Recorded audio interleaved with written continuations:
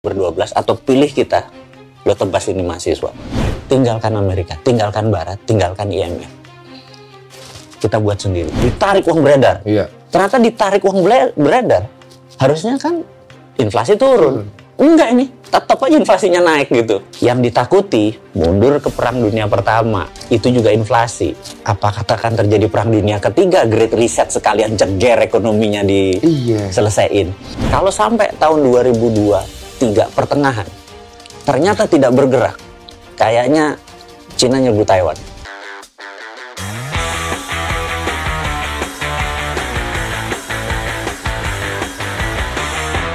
Bos Mardigu, terima kasih banyak ya. Saya yang terima kasih. Aduh, ini satu kehormatan spesial banget bisa kedatangan Bapak di sini.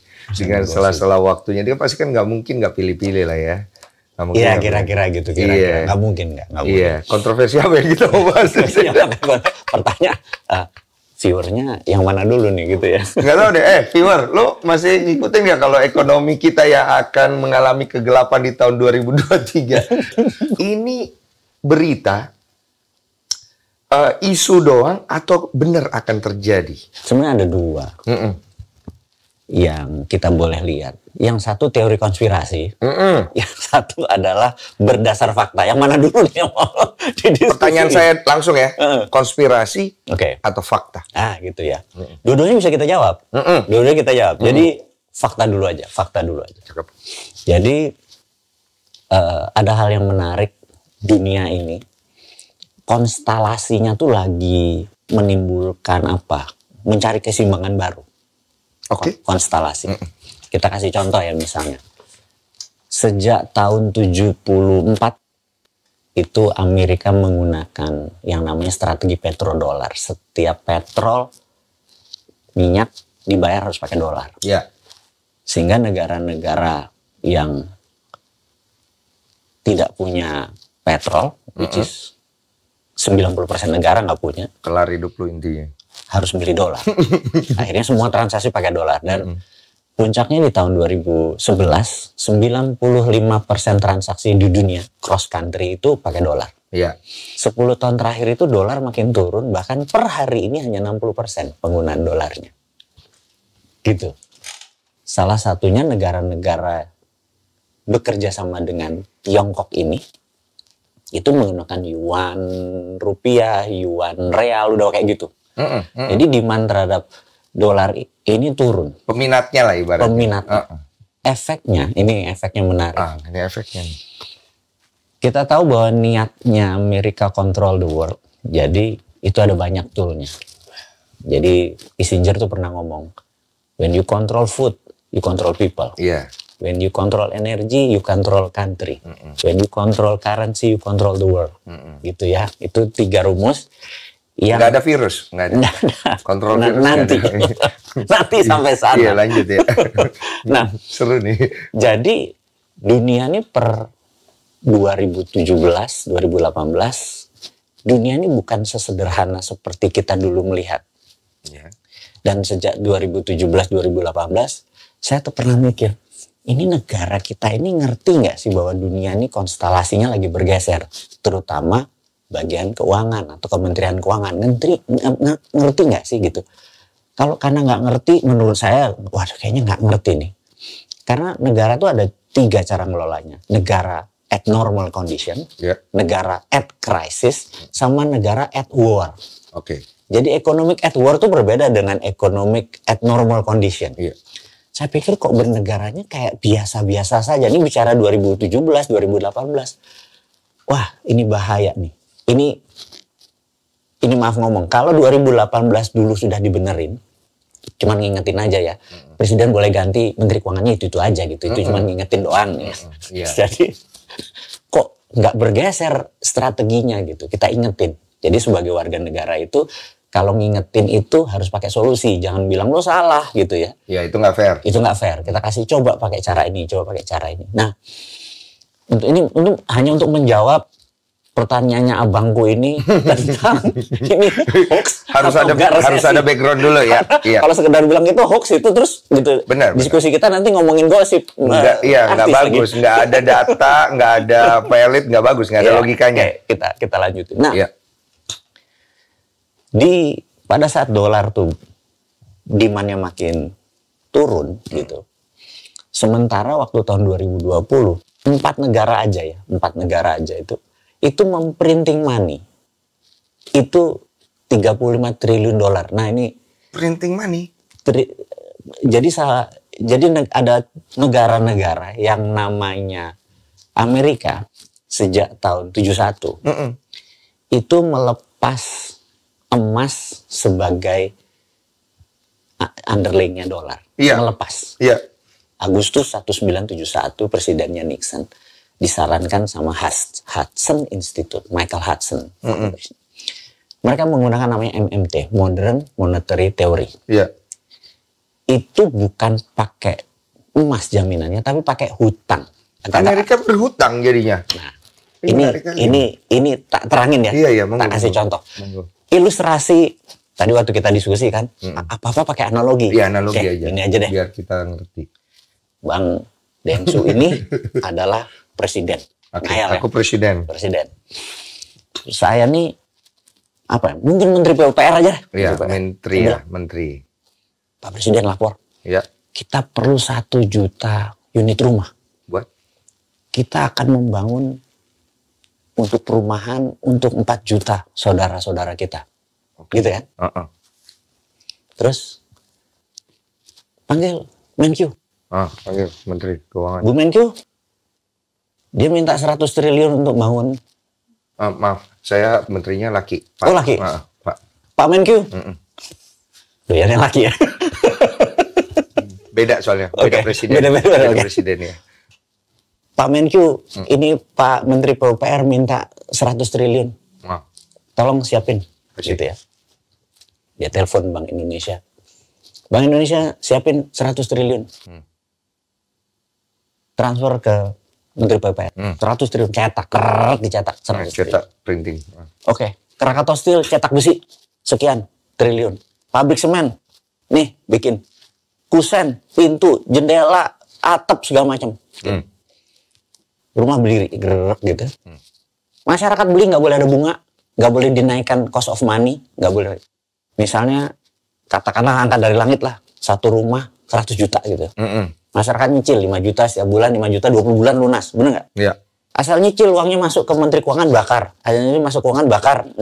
100 triliunnya jadi rumah, uangnya dibakar, habis. Dibakar, hilang. Ada inflasi nggak? Harusnya sih. Printing money-nya underlying-nya proyek. Iya. Tidak perlu emas. Iya. Underlying-nya proyek. Nah, Iya. Itulah yang dilakukan Amerika. Oke, ya, nangkap. Menarik sekali. Lanjut. Enak nih kalau ada analogi gini, enak deh. Nah, lanjut. China juga sama. Tahun 85, Michael Hudson itu ngajar di Peking University. Ya. Jadi Deng Xiaoping, Hu Jintao itu muridnya dia. Di tahun 89 terjadi Tiananmen, peristiwa Tiananmen yang ini udah ke barat-baratan, pengen demokrasi. Deng Xiaoping di hadapan posisi yang sangat pelik. Akhirnya 12 petinggi dia bilang, dari PKC Partai Komunis Cina-nya bilang, pilih mereka, lu gua ber-12, atau pilih kita, lo tebas ini mahasiswa. Deng dilema, karena itu ada buku yang very interesting, judulnya The Tiananmen Papers. Jadi di hari itu Deng Xiaoping sikat itu mahasiswa. Gue tahu lagi. Aduh. Ya gitu. Iya. Itu sebuah realita. Saya setelah itu ada di sana, Pak, soalnya. Jadi melihat tragisnya, saya tahu. Tragisnya. Mereka membela itu. Terus mereka ngapain? Iya. Mereka ini udah tinggalkan Amerika, tinggalkan Barat, tinggalkan IMF. Kita buat sendiri. Nah, yang dia buat lakukan persis pakai MMT juga. Jadi mereka punya dual currency. Yuan untuk di luar internasional, renminbi untuk lokal. Jadi orang nggak boleh pegang yuan. Semua di sini yuan dipegang negara nih. Jadi yuan pakai dolar. Di sini mereka print. Jadi China itu sejak tahun 80-an itu ngebangun. Ya, saya lihat itu. Saya lihat. Coba dari Shanghai itu orang masih naik sepeda loh. Anggap di Shanghai itu ada gedung tuh ada mungkin 1000 biji yang tingginya 30 lantai, bener gak? Tuh, gue lagi ingat ya, gue ke Shanghai 2000 berapa itu. Itu masih biasa aja. Bener gak? Iya, 10 tahun. Gedung. Terus duitnya dari mana? Iya. Itu aja sesimpel itu. Siapa yang minjemin? MMT. Yes, gitu ya. Cakep. Cakep. Kenapa? Nah. Gue belajar di kuliah. Nah. Nangkep ya anak-anak ya. Padahal ini mau cerita tentang resesi 2023. Iya, nggak apa-apa. Panjang banget ceritanya. Background biar paham. Nah, akhirnya di tahun 2020 untuk salah satu menstimulus itu 4 negara besar. China, Amerika, Jepang, Jerman. Itu memprinting money total 35 triliun dolar. Nah ini 35 triliun dolar itu 35 ribu billion dolar. Ini ya, cara gampang. APBN Indonesia tuh 2.500 triliun. Ini mulai ngebayang nih brotherku ini. Atau dalam billion, itu sekitar anggap angka dari langit, 200 billion.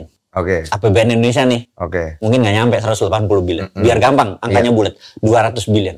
Ingat ya, perusahaan di dunia ini yang asetnya lebih dan kapitalisasinya lebih dari 200 billion, itu lebih dari 200 perusahaan. Mau Apple kek, mau GE kek, mau Citibank kek, mau Alibaba kek, semua lebih gede. Oke. Jadi sementara untuk menjadi CEO di perusahaan itu nggak harus masuk gorong-gorong, nggak harus mecah kadrun sama cebong gitu, nggak mecah sebuah bangsa. Ya ngingetin aja nih gue. Minum dulu bentar. Lanjut. Gue rasa bentar lagi minumnya alkohol. Karena YouTube saya hilang biasanya. Kemarin udah hilang. Lanjut. Nah, dari mana gue cerita tadi? Itu nggak harus memecah. Nah, jadi ini nilainya 35 ribu. Bayangin, berapa kali APBN Indonesia gitu. Nah, terjadilah oversupply terhadap uang. Gitu ya. Ini penyebab inflasi nih. Jadi kalau kekayaan dunia digabung nih, kan sebentar lagi ada G20 nih. G20 ini adalah 20 negara penghasil GDP-nya terbesar di dunia. Betul. Dari 200 negara, 20 negara ini nomor 1 adalah Amerika 25 triliun dolar, terus Tiongkok 20 triliun dolar. Habis itu di bawahnya jauh, 5, Jepang, terus Jerman 4, Inggris 3,8, India 3,2, Indonesia nomor 15 atau 16 gitu. Gitu. Tapi di totalnya merupakan 63% dari 100%. Kalau di total itu 100 triliun. Ini kalau di total 100%. Dari 20 negara itu? Enggak, dari 200 negara. Ini dari 200 negara. Wealth. Kekayaan dunia tuh. Nah, jumlah uang beredar itu 120 triliun. Jadi kelebihan 20 triliun. Inilah penyebab inflasi dunia sangat tinggi saat ini. Dan ini nggak bercanda loh ini. Jadi ini nggak bisa terjadi anomali baru. Biasanya dengan suku bunga dinaikkan, uang beredar ditarik, inflasi turun lagi. Sekarang tidak. For the first time di dunia ini, ditinggikan sampai 5 kali Federal Reserve. Bank Indonesia udah naikin berapa kali, inflasi tetap tinggi. Ini anomali namanya. Karena itu dunia shaking nih, gemetar. Sesuatu yang tidak pernah dialami. Never. Gitu. Itu yang. Kok gue jadi merinding? Lanjut. Seru. Iya. Itu yang terjadi. Karena itu semua ekonom sekarang bilang ini baru nih. Anomali. Ini anomali baru karena dulu dengan ditinggikan suku bunga namanya tight money policy atau bahasa ekonominya kuantitatif tightening. Solusi didapatkan lah. Iya, gitu. Jadi ditarik uang beredar. Iya. Ternyata ditarik uang beredar, harusnya kan inflasi turun. Enggak ini, tetap aja inflasinya naik gitu. Pertanyaannya kenapa bisa terjadi? Nah ini yang anomali. Istilahnya karena anomali, semua orang bilang, wah, jangan-jangan ini dengan ekonomi yang dulunya ilmunya Adam Smith, ilmunya John Maynard Keynes, ilmu guru besar ekonomi, it doesn't work anymore. Ini harus punya pemikiran baru. Yang ditakuti, mundur ke Perang Dunia Pertama. Itu juga inflasi. Gue pernah dengar lagi itu. Iya kan? Iya. Maka kita bilang, apa katakan terjadi Perang Dunia Ketiga, Great Reset sekalian ceger ekonominya diselesaiin. Ini yang membuat ada 2. Jadi ini teori konspirasi nih maksudnya, benar nggak? Kita ke konspirasi dulu. Jadi konspirasi. Kalau ekonomi udah kayak gini, pasti economic at war. Jadi military war nih. Perang dong. Itu. Nah, kita mulai menganalisa. Putin ini by design jangan-jangan. Sebagai instrumen Great Reset. Dia kayak Baim Wong. Iya, kira-kira gitu deh. Ngasih kisi-kisi. Yes. Iya. Bisa jadi ya kan? Bisa jadi. Kalau kita bilang oke, karena nggak mungkin udah dicoba berkali-kali. Jadi kita bilang kalau sampai tahun 2023 pertengahan ternyata tidak bergerak, kayaknya Cina nyerbu Taiwan. Kalau itu sih aku udah dengar. Kemungkinan besar it happens. Yes. Jadi ada dua front besar dan dua-duanya syaratnya satu, jauh dari mainland Amerika. Kenapa bisa ada terjadi persyaratan seperti itu? Itu maunya Amerika kan? Jadi perang itu selalu terjadi di mana-mana kecuali di mainland Amerika. Bahkan dari ujung Kanada sampai ujung Peru sampai Argentina nggak boleh ada perang. Secara konspirasi ya kita bicara konspirasi. Siapa otak di belakang ini? Oh ini cerita panjang ya kalau cerita otak. Dipendekin aja, dipendekin dikit. Jadi gini, dipendekin dikit. Ada namanya The Long Telegraph. Ini buku very interesting tahun 40 berapa? 4 atau 45. Long Telegraph ini yang buat namanya George F. Kennan. Dia mantan Menteri Luar Negeri Amerika. Menteri Luar Negeri Amerika tuh powernya lebih besar daripada Menteri Luar Negeri di banyak negara karena dia disebut State Secretary. Jadi State Secretary itu third in command, komando ketiga. Jadi kalau di Amerika tuh ada Presiden Amerika tuh first in command. First command. Di sebelahnya ada orang yang bawa koper, itu adalah hulu ledak nuklir. Jadi kalau suatu hari presidennya serius? Yes. Kalau presidennya invalid. Kan kita nonton film Hollywood kan, kalau presidennya invalid. Yang di film itu bener itu. Jadi second in command-nya adalah wapres. Iya, wapres itu. Jadi dia diangkat sumpah, langsung jempolnya di ini. Dia disumpah cuma buat itu buat ya? Jempolnya. Iya. Gitu. Nah, kalau wakil presidennya invalid, maka third in command adalah state secretary. Iya. Makanya ini jalur komando nih, gitu. Nah, kalau di Indonesia, kalau presidennya invalid, second in command-nya siapa? Tahu lagi gue, kepala gue keluar lagi. Iya, mirip-mirip kayak saya orangnya. Iya, tapi bukan wakil presiden. Oh iya tahu itu. Beda itu. Jadi kalau di kita ada triumvirat, ada menteri luar negeri, menteri dalam negeri dan menteri pertahanan.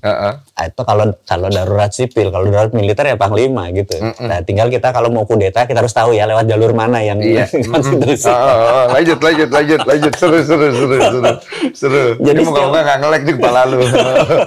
Setiap negara punya beda. Nah, sebagai state secretary dia bilang nih, George F. Kennan bilang, Amerika itu penduduknya 5% dunia.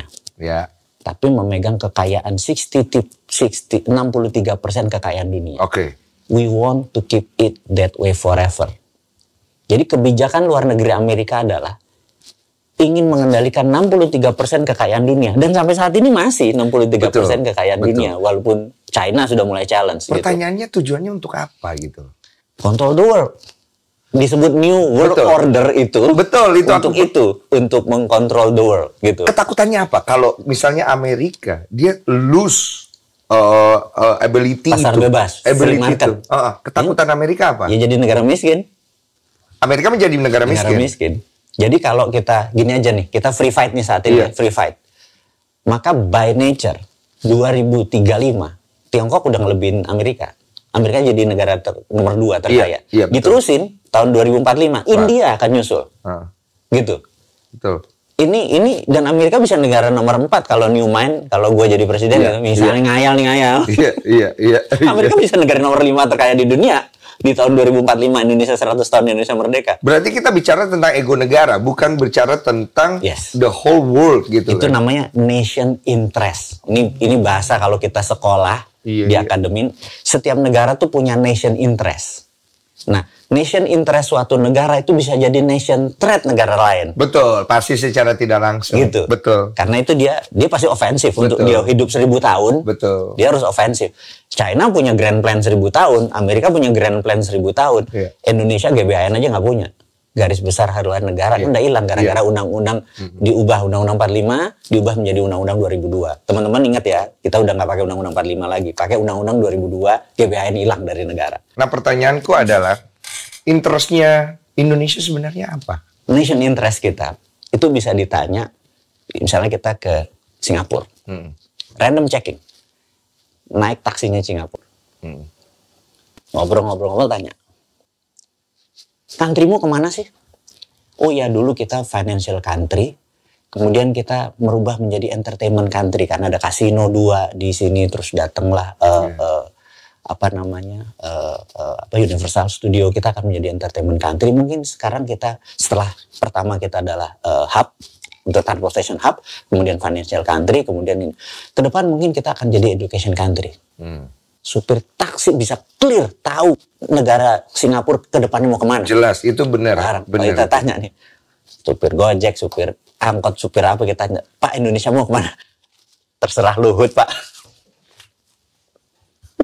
Oh, berarti yang tahu Pak Luhut ya? Nggak tahu, gue kata dia sih. Iya, kata si Pak supir itu. Kalau kita undang ya Pak Luhut. Pak, Indonesia mau kemana nih Pak? Iya kan? Jauh. Iya. Terserah Opung, Pak, ya udah. Iya. Oke, siap gitu. Indonesia mau kemana nih Opung? Iya kan?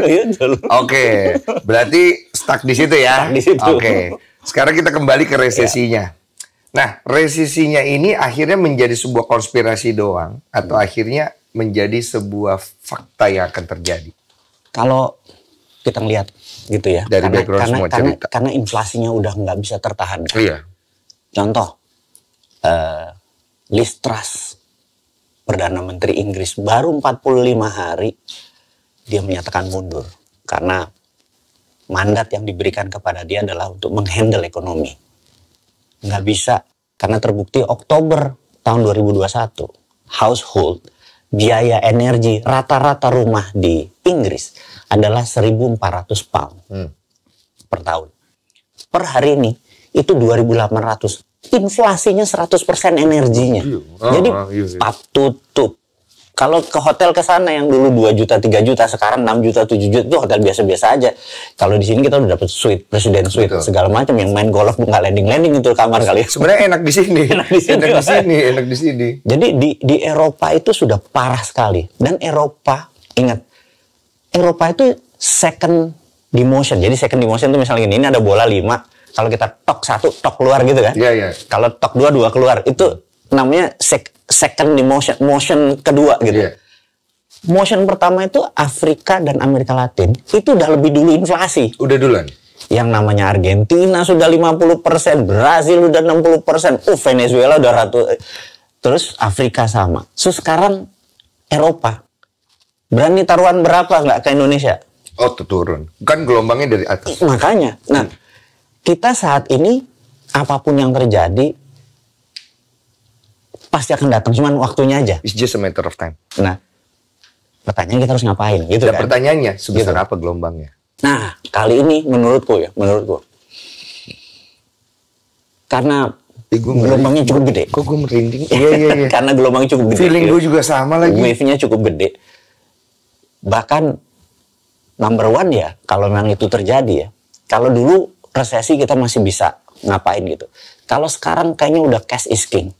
Jadi kita pertama jual aset-aset yang nggak produktif, jual aja. Mobil 3 tinggal 1 deh, sisa naik Grab deh gitu ya.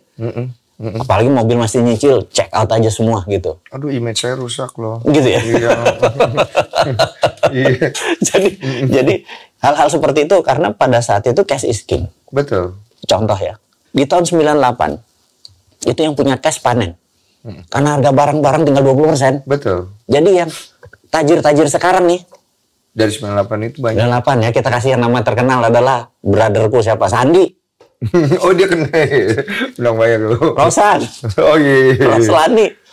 Orang kaya 98 ya. Itu orang kaya 98. Saudara kita Pak Erik gitu ya. Iya. Boy, itu teman-teman kita semua yang panennya di situ. Oh ya, Mas Erik bagi, Mas. Nah, karena mereka lagi rich on cash pada saat itu. Iya.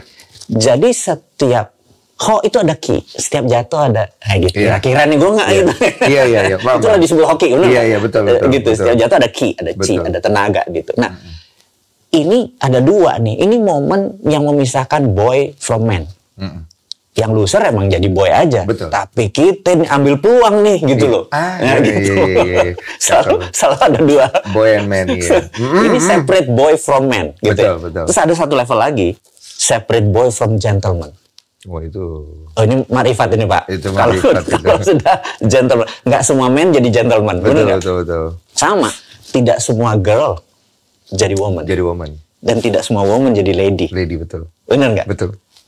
momen ini menurutku agak parah. Agak atau pasti parah? Kalau dibandingin dua ya.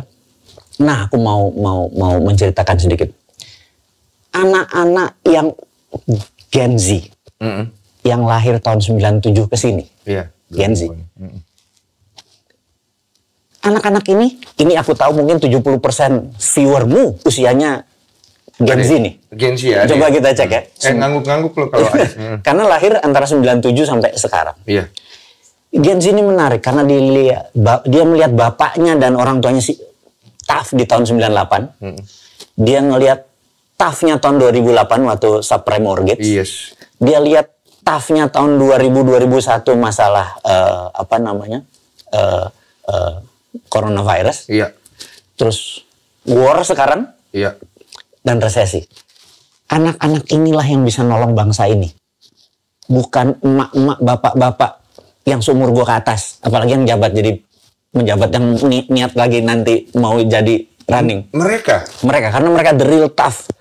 Yang merasakan feel-nya dapat. Kalau ini dapat pinternya doang. Iya. Ini feel-nya mereka dapetin. Nah, generasi ini penting. Karena kita ngomong ke generasi ini, gue nggak peduli sama umur yang di atas gue mau lupain ya. Iya. Termasuk gue lupain dah. Iya. Kita ngomongin generasi ini. Oke.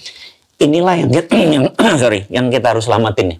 Generasi yang Gen Z gitu yang harus kita selamatin karena merupakan hampir 43% voting right.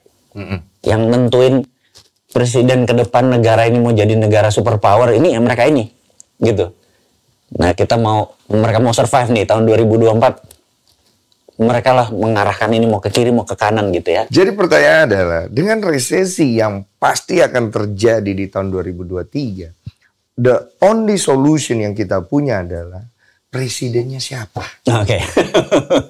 Kan gitu menarik dong. nih, menarik. Ya kan? Dan Gen Z memiliki peranan besar dalam menentukan hal itu. Betul. Makanya itu yang dimaksud kita harus selamatkan mereka. Betul. Karena kita bilang bukan who-nya ya. Iya. Jadi who itu kan orangnya. Iya. Tapi kita harus punya spesifikasi. Betul. Kita harap presidennya bisa siapapun. Iya. Tapi kita harap adalah dia memiliki misalnya imajinatif kreatif. Gitu ya. Punya visi yang ke depan gitu. Iya, visioner. Visioner. Terus juga dia doer, dia pelaku. Terus lingkungannya itu benar-benar kita tahu nih penyerangnya siapa ya, kipernya siapa ya, benar nggak? Iya. Benar nggak? Nah, kita tuh kadang-kadang suka nanti pada saat orang di sekelilingnya menjadi kabinetnya kadang-kadang katanya mau Liga Champion gitu kan? Iya, pemilihan pemainnya kok kurang ya. Misinya gitu. Mana ya gitu ya? Iya. Tarkamnya nggak menang nih kayaknya. Iya, paham. Kalau basket, LeBronnya mana nih? LeBronnya mahal. Iya. Karena playing chip kan. Nggak bisa dibeli. Harganya kemahalan. Iya. Jadi balik ke masa ini, feeling saya tidak separah 98. Oh, nggak separah 98. Bagi dunia Indonesia dulu ya. Indonesia kita ngomong Indonesia. Syukur dong kalau nggak separah 98, Pak. Tapi lebih parah dari 2008. Oke. Ini sekedar krisis ekonomi doang, nggak sampai krisis politik, nggak sampai terjungkalnya sebuah pemerintahan, nggak sampai bunuh-bunuhan, nggak sampai kayak gitu. Oke. Gitu. Tapi kalau kering banget. Sektor apa aja yang kering? Yang tertiar, kebutuhan mewah. Lu nggak beli Gucci lagi pasti. Oh, saya emang nggak pernah beli Gucci, Pak. Iya, aman saya. Iya, orang lain itu Bapak ngomong Kebutuhan itu. ketiga itu udah pasti, Bon. Investasi apa aja yang akan kena? Saham, emas? Semua yang bersifat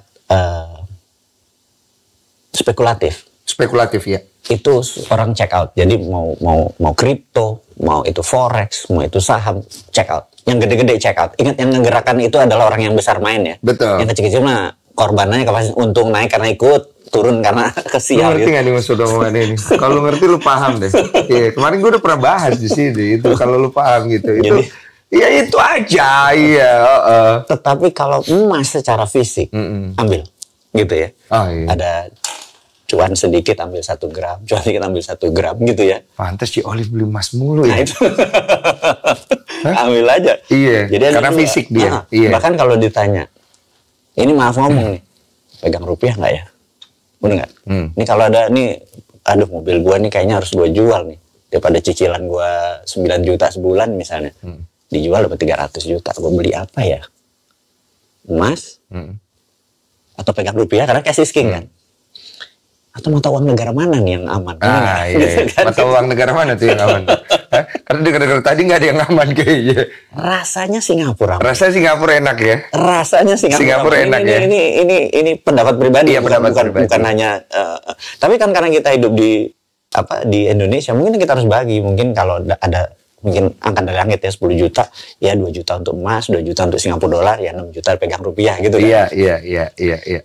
Karena sebentar lagi kita akan dapat windfall nih. Kredit macet, rumah-rumah bakal dilepas murah. Ya, tunggu aja bottomnya gitu ya. Tapi ingat, tunggu bottomnya. Karena don't ever catch the falling knife. Jangan pernah nangkap pisau lagi jatuh, berdarah loh. Biar sampai baru kita. Tapi jangan kelamaan. Ntar diambil saya. Ini otaknya udah gak beres deh. Itu kalau kita balik tadi. Gentleman kalau bicara emang agak serem ya. Iya. Itu kan.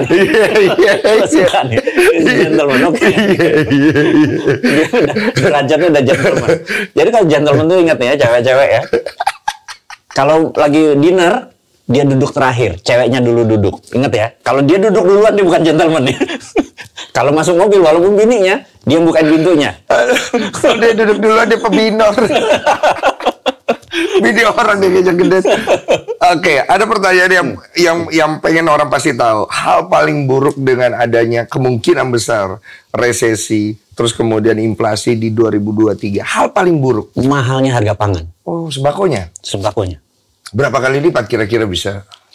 Kalau basic kayak beras, itu mungkin masih bisa 10%-an. Oke. Lauk ya? Ini yang berat. Gitu loh. 50%? Nyampe. Kalau gue insya Allah nggak terlalu pengaruh karena gue vegetarian. Iya, kita ngomongnya. Kita ngomongnya orang yang makan daging. Gue makan lodeh sama kangkungnya gue hidup. Dan itu bagus buat kalian untuk mulai start vegetarian ya. Di 2023 kalian harus mulai start untuk vegetarian. Atau vegan sekalian. Itu akan memudahkan hidup kalian melewati krisis ya. Di 2000. Nah, gue mau nyambungin nih, gue mau main analogi ya. Kalau terjadi penaikan harga sembako, kita bicara tentang perut orang-orang yang ekonomi ke bawah. Kemungkinan mereka akan menjadi emosional dong. Kalau makanan tidak bagus, emosional. Tingkat kriminal jadi naik dong. Oke, jadi solusinya nih, ini konspirasi nih. Nah, punten nih teman-teman, kita bicara konspirasi. Kalau tadi kan ada fakta, ada ini segala macam. Ini bicara konspirasi nih. Ini anggap gue nih pemimpin tertinggi negara ini. Oke, analogi lagi siap. Ini gue kalau begini terus, gue bisa crash landing nih 2024. Iya, crash landing nih Pak. Udah ekonominya ambiar, politiknya ambiar gitu. Nama rusak. Paling. Sementara untuk biaya pilkada, pilpres itu hampir 125 triliun. Kalau kita tunda 3 tahun, fulusnya kita bagi rakyat-rakyat itu, kayaknya mereka lebih happy deh. Oh iya dong Pak. Itu kan Bapak kalau jadi presiden. Iya makanya. Jadi saya terpikir, lebih baik resesi ini kita gede-gedein aja pencitraannya. Bapak mau gede-gede ini? Iya, jadi saya pikir tim buzzer harus dipanggil, terus harus digaungkan, selebriti, orang-orang influencer harus digaungkan. Baru siap-siap resesi, siap-siap ini, siap-siap susah, siap-siap ini, siap-siap susah.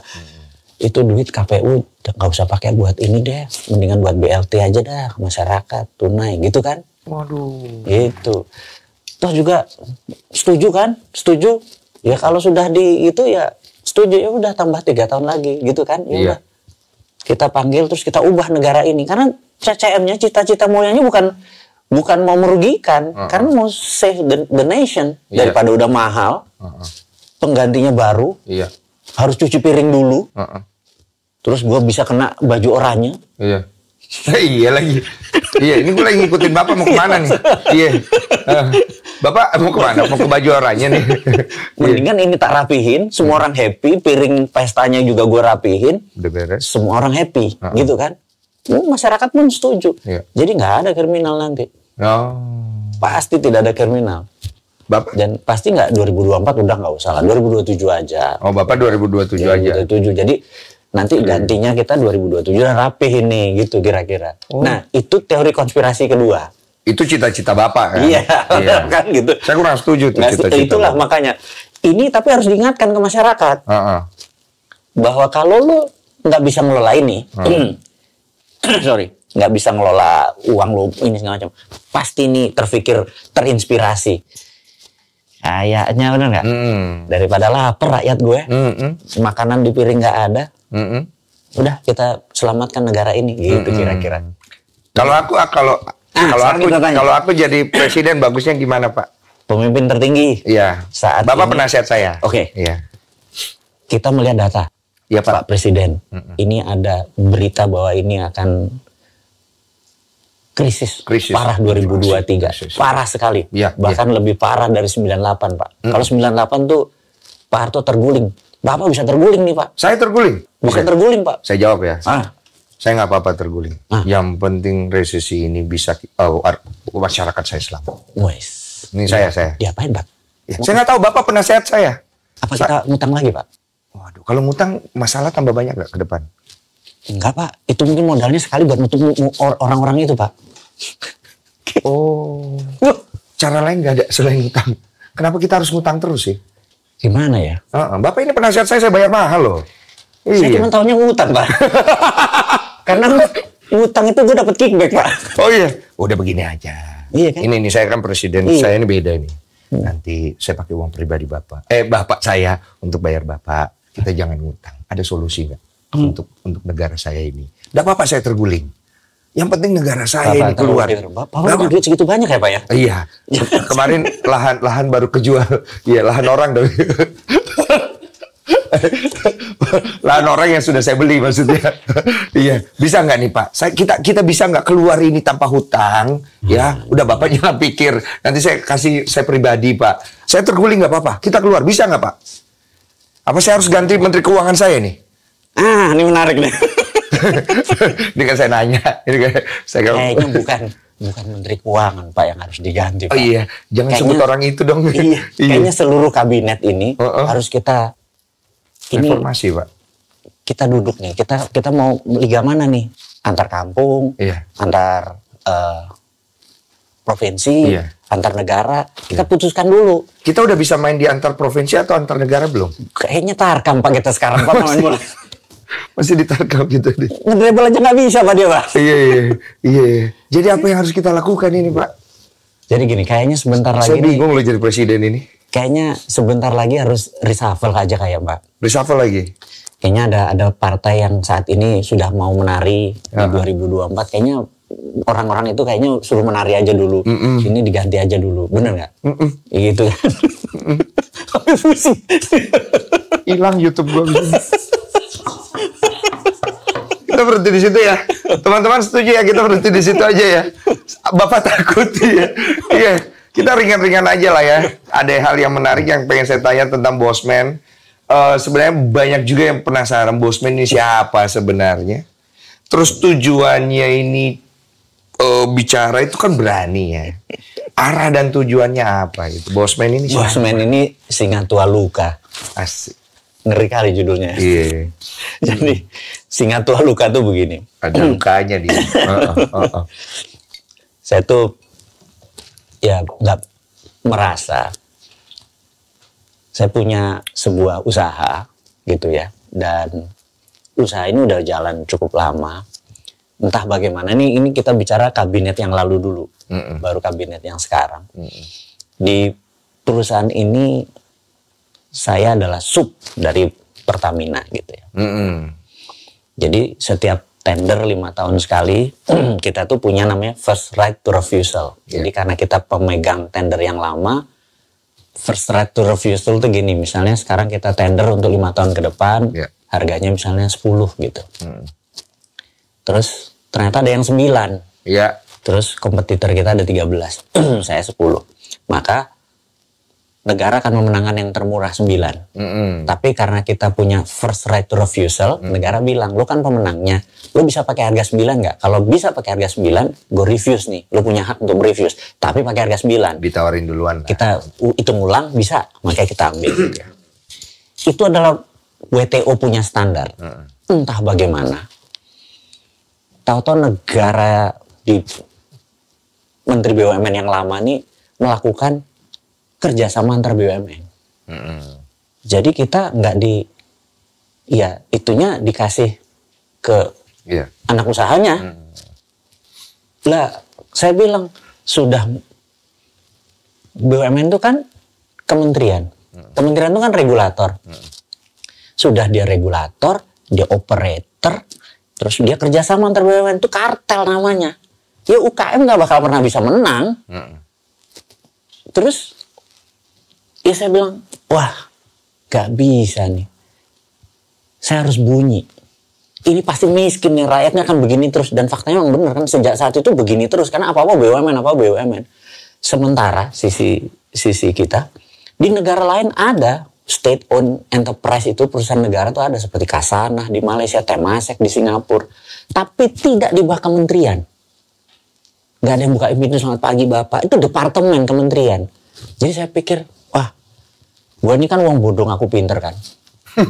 Tak ingatlah pakai sosmed gitu ya. Karena kita pakai jalur langsung nggak bisa ya. Udah pakai sosmed sekalian mengedukasi gitu. Karena perusahaan itu tutup. Perusahaan saya akhirnya udah 18 tahun tutup. Karyawan saya udah 700 orang di rumah. Lebaran tuh kalau pulang, Pak saya udah 2 tahun Pak nggak dapat kerjaan, nyari kerjaan sekarang. 18 tahun tuh udah kayak saudara. Terus harus, saya bilang saya udah nggak bisa ngidupin lagi. Dan itu saya pikir ini cara bernegaranya agak nggak pas nih, terutama bidang ekonominya.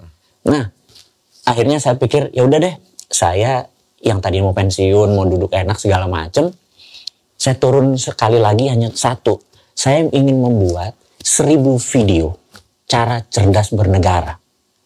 Jadi saya merasa sejak tahun 2022 PMP, Pendidikan Moral Pancasila, cara bernegara, anak-anak milenial dan zilenial ini kayak nggak ngerti nation interest itu gimana, cara bernegara itu gimana gitu. Udah saya berkontribusi mengajari cara cerdas bernegara. Di bernegara itu ada 7 pilar. Ideologi, politik, sosial, budaya, pertahanan, keamanan, dan sebagainya gitu. Nah saat ini politik itu harusnya 1/7 lingkup kita. Tapi saat ini 80% itu politik. Di warung aja udah ngomongin Puan sama Anies gitu. Saya pikir apa hubungan emang kalau Puan jadi presiden lu lebih kaya atau Anies jadi presiden lu lebih kaya gitu kan? Omongin aja, padahal dulu juga ngomongin Prabowo, juga ngomong Jokowi, tetap aja lu punya utang, bener nggak? Iya betul. Gitu. Nah, betul. Karena politiknya terlalu besar di porsinya saat ini nih. Nah, saya cuma ngingetin, bernegara tuh ada banyak, ada ekonomi, ada sosial, ada budaya. Ini nih yang harus diingetin. Contoh budaya nih, contoh budaya. Saya ingat suatu hari Inul goyang ngepor. Saya tepok jidatnya. Saya di puncak waktu itu. Wah, gila. Pertama sih gue bilang astagfirullahaladzim. Lama gue bilang alhamdulillah. Bener ya? Puji Tuhan. Karena ini kepala makhluk shadow nih ya. Kepala orang shadow ini berbeda dengan kebanyakan. Nah, ternyata di Malaysia, wah, semua tepok jidat di Malaysia. Karena kira-kira berapa? 5-6 tahun yang lalu, orang nomor 1 intelijennya sana tuh sahabat saya, sudah mantan. Iya. Saya dinner di Jakarta, makan sama dia bilang, brother, ingat nggak waktu dulu yang tentang Inul? Gue bilang, kenapa Inul? Iya, yang waktu ngebut, iya gue ingat banget. Kami di Malaysia tepok jidat semua katanya. Wah, gue juga pertama tepok jidat, tapi gue syukur ya alhamdulillah. Dia ngomong gini, waktu Inul itu terjadi, dia bilang, by all means, dengan biaya apapun, Inul tidak boleh terkenal. Kenapa? Nah kan mulai bingung kan? Ini bicara nation interest dengan nation threat. Jadi Inul tuh nation threat buat Malaysia. Bayangin, Indonesia tuh nggak tahu bahwa Inul tuh nation threat. Terus dia bilang gini, ada 5 juta orang Malaysia itu tergila-gila sama dangdut. Iya. Gitu. Jadi bukan orang TKW, TKI nih, tapi orang Malaysia. Kalau Inul terkenal, peruk Indonesia bisa membanjiri Malaysia ikutannya. Gitu kan? Jadi ini nggak boleh terkenal. Masuk infiltrasi. giring-giring, akhirnya MUI menyatakan ini haram, ulama begini, ini begini. Begitu dinyatakan haram, kami di Malaysia tepuk tangan katanya gitu. Gue pas keluar itu gue langsung, ya Allah ya, gue belum nggak ngerti bernegara nih, ngerti nggak? Iya, paham. Itu ngerti cara mandangnya. Kalau lu di sini ekspor aja itu, dangdut itu eksotik gitu loh. Iya. Itu kalau kita ngerti bernegara bahwa budaya itu bisa menjadi tool. Terakhir pertanyaan saya ini agak sulit pasti dijawab. Nggak tahu kalau dia mau jawab. Saya dengar terjadi pertemuan di Hotel Borobudur nih. Mau dijawab apa enggak? Kita jawab sekilas saja. Iya. Bahwa para petinggi-petinggi yang kantornya dekat Borobudur tersebut, gitu ya. Kayaknya mulai gelisah dan kayaknya minta Bosman menjadi salah satu solusinya apa nih? Kalau enggak kita pada crash landing nih. Gitu ya. Terus kita ditawari sesuatu yang saya bilang sulit kita terima walaupun itu 9 atau 10 digit rekeningnya. Terlalu rendah gua kalau ditawari dengan angka-angka segitu seperti para yang lain gitu ya. Tapi ada hal yang saya bisa bocorin ke publik dan ini hanya di channel ini gue bocorin. Jadi waktu itu ditanya, Bosman apa solusinya nih buat negara? Saya bilang, saya titip aja pesan. Dulu itu Pak Mar'i Muhammad sebagai menteri merasa kok orang kaya itu aja, 200 orang kaya itu aja di zamannya Pak Harto itu, yang dibawa ke Tapos, Gimana caranya untuk merangsang ada orang-orang kaya baru? Terus Pak Mar'i menggunakan sebuah instrumen, Pak Ganjar waktu itu, disinilah disebut Ganjar Boy, gitu ya. Ganjar Boy ini, misalnya Mas Dedi ini dikasih standby loan 1 triliun, standby loan dari Mandiri 1 triliun, beli hotel, habis itu jadi ambil. Gitu. Lebih lincah nggak kalau udah ada standby loan? Lebih lincah. Nah, ini juga sama, saya bilang. Waktu itu akhirnya jadilah konglomerat yang gua nggak sebut, karena pasti jadi paham. Oh si Anu itu gara-gara ini toh, gara-gara Ginanjar Boy punya Pak Ginanjar Boy punya strategi. Tapi itu bukan di publik. Nah, saya waktu itu bilang, saya usul kalau mau menyelamatkan bangsa ini, nggak usah kasih gua, tapi buat Jokowi Boy. Pilih orang-orang nasionalis, cinta tanah air, agile, muda-muda, baru create konglomerat baru, kasih standby loan, si A 5 triliun, si B 3 triliun. Dan itu base-nya printing money. Ekonomi akan muter, itu trickle down-nya akan jalan, saya bilang kayak gitu. Dan lu, sampai kapanpun, pasti diprotek sama mereka. Kalau politik setiap 5 tahun ganti. Tapi bisnis forever. Dan mereka tahu kok. Gitu. Kita cara berterima kasih. Cara berterima kasih. Kepelihara lu sampai hari zaman, gue bilang gitu. Wah, menarik. Bosman mau? Tidak. Oh, clean gue. Alasannya kenapa tidak, Bosman? Rasanya cukup lah rekening gue dari mana. Lagu banget. Atau ada visi misi lainnya? Sebenarnya yang lu pengen tinggal, Bosman? Nah, legacy yang aku harap adalah kita memberikan paket pelajaran cara cerdas bernegara untuk solusi Indonesia tahun 2045. Indonesia emas 100 tahun 2045, sejak 1945 kan 2045 itu adalah 100 tahun itu Indonesia emas. Saya pengen Indonesia menjadi negara nomor 1 terkaya di dunia di tahun itu. Jadi adopsi MMT sejak nanti tahun 2024, printing money, kemudian bunga deposito zero. Bunga deposito ini kalau brother punya duit 1 triliun, sekarang taruh deposito dapat 5%. 5 miliar setahun.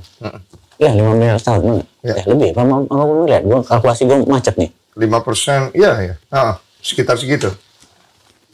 Kalau bunga deposito gue nolin, namanya TINA. TINA tuh there is no alternative. Lo gak ada alternatif lain. Kalau bunga deposito 0%. Pening gak pala lo? Gak ada deposito. Iya. Apa yang lo lakukan? Ya invest uangnya lah. Keluar kan? Ada 6.000 triliun saat ini uang di bank nasional. Kalau bunga gue nolin, itu dalam semalam ekonomi langsung tumbuh. Oh iya dong. Langsung ada investor, gue ikut investasi langsung muter ekonominya. Nah, Itu kita harapkan tahun 2024 ini dipakai. Jadi kita siapin seluruh instrumen untuk siapapun yang jadi. Mas Anu nih jadi, Pak Anu kalau mau jadi ini, Bu Anu kalau jadi ini gue siapin. Dan ini sudah teruji banget gitu ya. Terserah nggak pakai kita juga nggak apa-apa. Ini semua orang banyak kok yang bisa gitu ya. Ya Menteri Keuangannya udah pakai Iwan Jaya Aji, saya sekarang dia di Cornell dah pakai sini gitu ya. Bank Indonesia siapa pakai Gita Wirjawan. Nah, ini contoh aja nih ya. Gitu. Udah jadi kok ini. Orang-orang itu nggak pakai dia deh karena dia udah kepala 60, udah ganti yang ini gitu misalnya gitu. Semua udah bisa gitu. Jadi saya tuh bercita-cita ingin meninggalkan legacy bahwa gue berkontribusi sedikit ke tanah air karena udah sekian lama sama 18 tahun gue kontribusinya masih doang gitu kan. Nggak di permukaan, sekarang di permukaan gitu ya. Kira-kira. Nah, jadi singkat cerita adalah gue adalah singa tua luka, gue wong bodoh ngaku pinter gitu ya, terus mencoba berkontribusi cara cerdas bernegara, terus mungkin nanti akan tambah 500 video mencari sila kelima, yaitu gue menganggap saat ini keadilan sosial bagi seluruh rakyat Indonesia lagi nggak ada, tapi ngomongnya lewat video aja, video narasi, tidak ada muka gue.